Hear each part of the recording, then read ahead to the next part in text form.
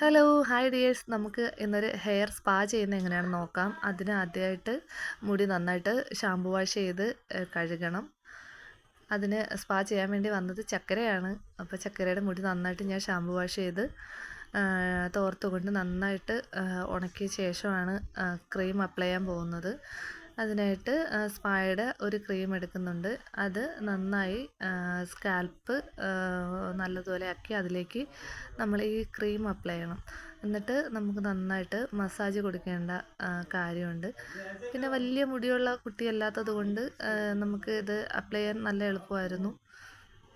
എന്നിട്ട് നമ്മൾ നന്നായിട്ട് മസാജ് ചെയ്ത് നമ്മളെ ഫിംഗർ വെച്ചിട്ടുള്ള മസാജ് ചെയ്ത് ആ ക്രീം ഫുള്ള് നമ്മൾ സ്കാൽപ്പിലേക്ക് ആക്കണം.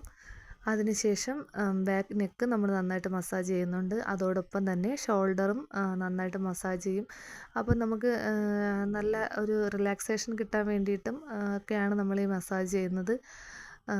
സ്പായുടെ കൂടെ ഈ ബാക്ക് നെക്കും ഷോൾഡറും ഒക്കെ മസാജ് ചെയ്യുമ്പോഴത്തേക്ക് നമുക്ക് ബാക്ക് നെക്കിൽ എന്തെങ്കിലും പെയിനൊക്കെ ഉണ്ടെങ്കിൽ അതൊക്കെ മാറും. അപ്പോൾ അതിന് ശേഷം നന്നായിട്ട് ഞാൻ ആവി കൊടുക്കുന്നുണ്ട്. അങ്ങനെ ഒരുപാട് ഹീറ്റ് കൊടുക്കേണ്ട കാര്യമില്ല. അതിനുശേഷം ആ ചൂട് മാറിയ ശേഷം നന്നായിട്ട് ആ ക്രീം നമ്മൾ വാഷ് ചെയ്ത് കളയണം. അതിനുശേഷം ബ്ലോ ഡ്രൈ ആണ് ചെയ്യേണ്ടത്.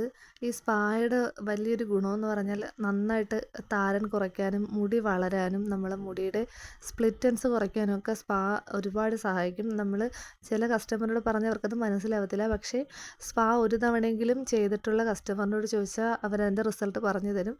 വളരെ നല്ലൊരു ഹെയർ ട്രീറ്റ്മെൻറ്റാണ് സ്പാ എന്ന് പറയുന്നത്. ഇതാണ് സ്പാ ചെയ്തതിന് ശേഷമുള്ള ഫൈനൽ ലുക്ക്. അപ്പോൾ ഇന്നത്തെ വീഡിയോ ഇഷ്ടപ്പെട്ടാൽ ലൈക്ക് ചെയ്യുക, ഷെയർ ചെയ്യുക, കമൻറ്റ് ചെയ്യുക, സബ്സ്ക്രൈബ് ചെയ്യുക. വീഡിയോ കണ്ടതിൽ ഒരുപാട് സന്തോഷം. Okay, by.